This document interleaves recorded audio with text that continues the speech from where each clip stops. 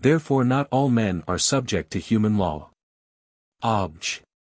3. Further, the jurist says, Pandect. Justin. I.F.F. Tit. 3. The leg. E. Senate, that the sovereign is exempt from the laws. But he that is exempt from the law is not bound thereby. Therefore not all are subject to the law. On the contrary, the Apostle says, Romans 13 verse 1, let every soul be subject to the higher powers. But subjection to a power seems to imply subjection to the laws framed by that power. Therefore all men should be subject to human law. I answer that, as stated above, 90 Quetzales, AA, 1, 2, A, 3, add 2, the notion of law contains two things, first, that it is a rule of human acts, secondly, that it has coercive power. Wherefore a man may be subject to law in two ways. First, as the regulated is subject to the regulator, and, in this way, whoever is subject to a power, is subject to the law framed by that power. But it may happen in two ways that one is not subject to a power. In one way, by being altogether free from its authority, hence the subjects of one city or kingdom are not bound by the laws of the sovereign of another city or kingdom, since they are not subject to his authority. In another way, by being under a yet higher law. Thus the subject of a proconsul should be ruled by his command, but not in those matters in which the subject receives his orders from the emperor, for in these matters, he is not bound by the mandate of the lower authority, since he is directed by that of a higher. In this way, one who is simply subject to a law, may not be subject thereto in certain matters, in respect of which he is ruled by a higher law. Secondly, a man is said to be subject to a law as the coerced is subject to the coercer. In this way the virtuous and righteous are not subject to the law, but only the wicked. Because coercion and violence are contrary to the will, but the will of the good is in harmony with the law, whereas the will of the wicked is discordant from it. Wherefore in this sense the good are not subject to the law, but only the wicked. Reply Obj. 1. This argument is true of subjection by way of coercion, for, in this way, the law is not made for the just men, because they are a law to themselves, since they show the work of the law written in their hearts, as the Apostle says, Rom. 2:14, 15. Consequently the law does not enforce itself upon them as it does on the wicked. Reply Obj. 2. The law of the Holy Ghost is above all law framed by man, and therefore spiritual men, in so far as they are led by the law of the Holy Ghost, are not subject to the law in those matters that are inconsistent with the guidance of the Holy Ghost. Nevertheless the very fact that spiritual men are subject to law, is due to the leading of the Holy Ghost, according to 1 Peter 2 verse 13, be ye subject, to every human creature for God's sake. Reply Obj. 3. The sovereign is said to be exempt from the law, as to its coercive power, since, properly speaking, no man is coerced by himself, and law has no coercive power save from the authority of the sovereign. Thus then is the sovereign said to be exempt from the law, because none is competent to pass sentence on him, if he acts against the law. Wherefore on Ps. 50:6, to the only have I sinned, a gloss says that, there is no man who can judge the deeds of a king. But as to the directive force of law, the sovereign is subject to the law by his own will, according to the statement, extra, the constit. Cap. Cum omnes, that, whatever law a man makes for another, he should keep himself. And a wise authority, Dionysius Cato, Deesti de Moribus, says, obey the law that thou makest thyself. Moreover the Lord reproaches those who say and do not. And who bind heavy burdens and lay them on men's shoulders, but with a finger of their own they will not move them, Matt. 23:3, 4. Hence, in the judgment of God, the sovereign is not exempt from the law, as to its directive force. But he should fulfill it to his own free will and not of constraint. Again the sovereign is above the law, in so far as, when it is expedient, he can change the law, and dispense in it according to time and place.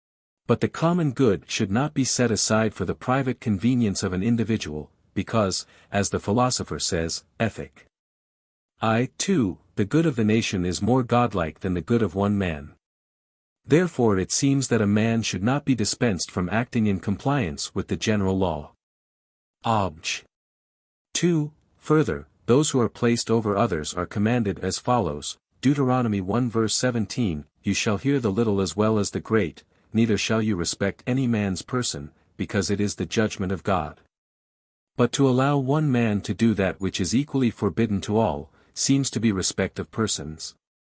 Therefore the rulers of a community cannot grant such dispensations, since this is against a precept of the divine law. Obj.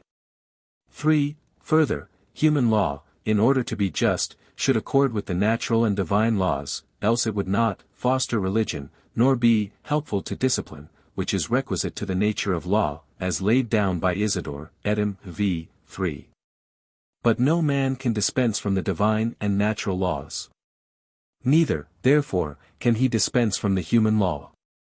On the contrary, the Apostle says, 1 Corinthians 9 verse 17, A dispensation is committed to me. I answer that, dispensation, properly speaking, denotes a measuring out to individuals of some common goods, thus the head of a household is called a dispenser. Because to each member of the household he distributes work and necessaries of life in due weight and measure. Accordingly in every community a man is said to dispense, from the very fact that he directs how some general precept is to be fulfilled by each individual. Now it happens at times that a precept, which is conducive to the commonweal as a general rule, is not good for a particular individual, or in some particular case either because it would hinder some greater good, or because it would be the occasion of some evil, as explained above, Q. 96, a. 6. But it would be dangerous to leave this to the discretion of each individual, except perhaps by reason of an evident and sudden emergency, as stated above, 96 Quetzales, 6. Consequently he who is placed over a community is empowered to dispense in a human law that rests upon his authority, so that, when the law fails in its application to persons or circumstances, he may allow the precept of the law not to be observed. If however he grant this permission without any such reason, and of his mere will, he will be an unfaithful or an imprudent dispenser, unfaithful, if he has not the common good in view. Imprudent, if he ignores the reasons for granting dispensations.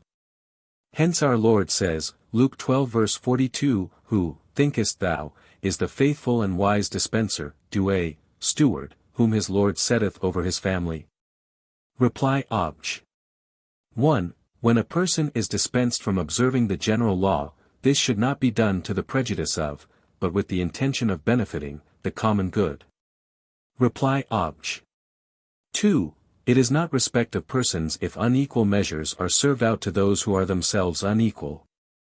Wherefore when the condition of any person requires that he should reasonably receive special treatment, it is not respect of persons if he be the object of special favor. Reply Obj. 3. Natural law, so far as it contains general precepts, which never fail, does not allow of dispensations. In other precepts, however, which are as conclusions of the general precepts, man sometimes grants a dispensation, for instance, that a loan should not be paid back to the betrayer of his country, or something similar. But to the divine law each man stands as a private person to the public law to which he is subject. Wherefore just as none can dispense from public human law, except the man from whom the law derives its authority, or his delegate. So, in the precepts of the divine law, which are from God, none can dispense but God, or the man to whom he may give special power for that purpose. Question 98. Of the Old Law, in 6 articles. In due sequence we must now consider the Old Law, and, 1. The law itself, 2. Its precepts. Under the first head there are 6 points of inquiry. 1. Whether the Old Law was good. 2. Whether it was from God. 3. Whether it came from him through the angels. 4. Whether it was given to all. 5. Whether it was binding on all. 6. Whether it was given at a suitable time.